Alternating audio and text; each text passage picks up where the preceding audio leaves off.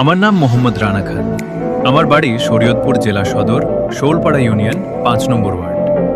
২০০১ সালের জাতীয় নির্বাচনের সময় আমার বয়স ছিল মাত্র ৯ বছর। তখন আমি এবং আমার চাচাতো ভাই জয় বাংলা স্লোগান দিয়ে মিছিলের সামনের সারিতে অংশ নিয়েছিলাম।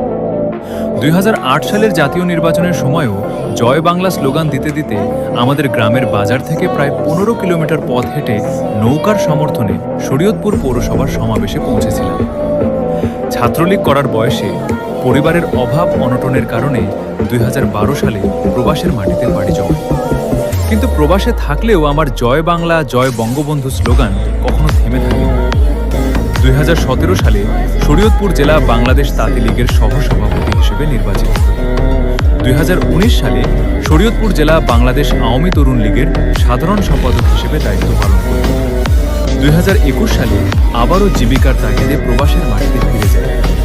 ২০২৪ সালের ৫ আগস্টের পর যখন পুরো বাংলাদেশ কঠিন রাজনৈতিক অস্থিরতার মধ্য দিয়ে যাচ্ছিল, তখন আমার মনে হয়েছিল বঙ্গবন্ধুর স্মৃতি ও আদর্শ সুরক্ষায় নিজের অবস্থান থেকে কিছু করা দরকার। সেই অনুভূতি থেকেই ১৯ অক্টোবর ২০২৪ দেশে ফিরে আসি। আমার ইচ্ছা ছিল জাতির পিতা বঙ্গবন্ধু শেখ মুজিবুর রহমানের ছবি সম্বলিত ব্যানার টানা।